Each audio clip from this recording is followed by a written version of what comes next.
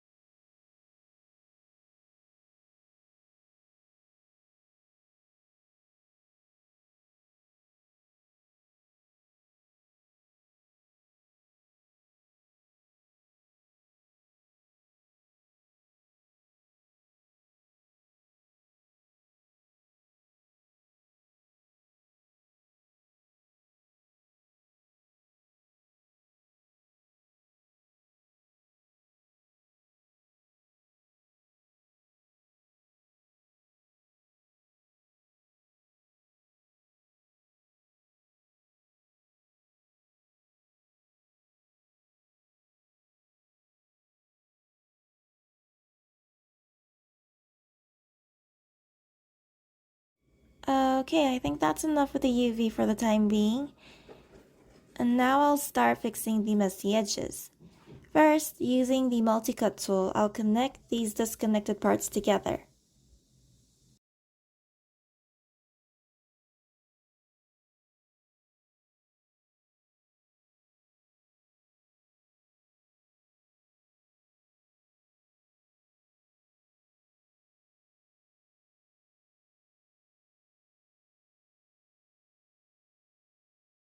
Alright, that'll do for now. This time, I'll start welding the separate meshes together. And I'll start with the neck part to do this. I'll select the edges of the outer line and lift them up a bit.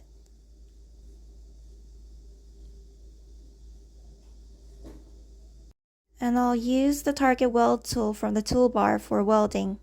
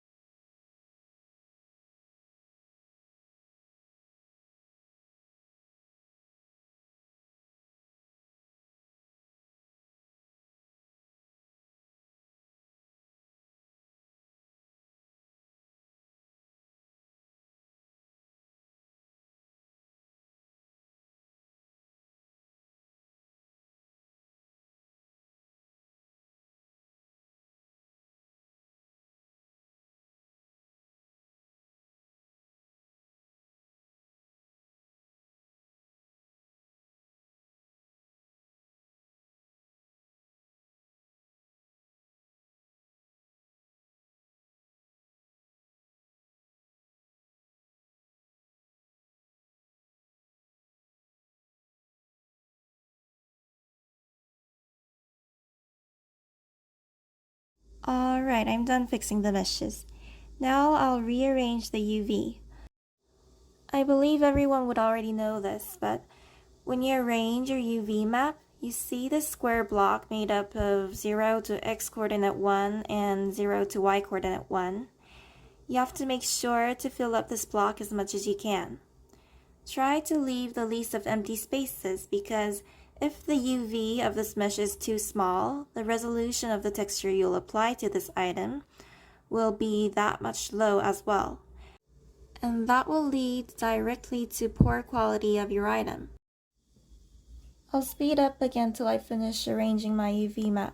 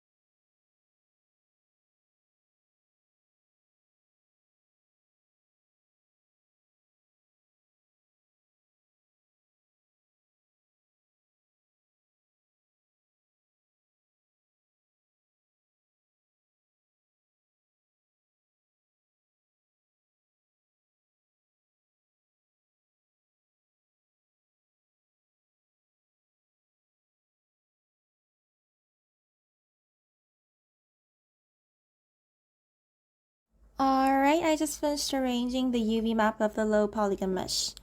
And I did not touch the UV map of the high polygon mesh, but this does not matter. We will be taking both meshes to Substance Painter and bake maps there. Now normally when you bake maps on Maya or Blender or whatever 3D program you use, you have to make the UV map for both low and high poly meshes in accordance. This is because the 3D programs bake maps based on the coordinate location of the UV map. But on Substance Painter, the maps are baked based on the location of the object mesh in the 3D space. So you don't need to arrange the UV map of the high poly mesh. And there's another important thing you need to remember before exporting the meshes. The texturing job on Substance Painter is based on one UV map assigned to one single material. So the meshes corresponding to the same UV must be assigned to one single shader, which means I must assign all the meshes in this UV map to the same shader. This is a very important thing, so please have it in mind before exporting the meshes.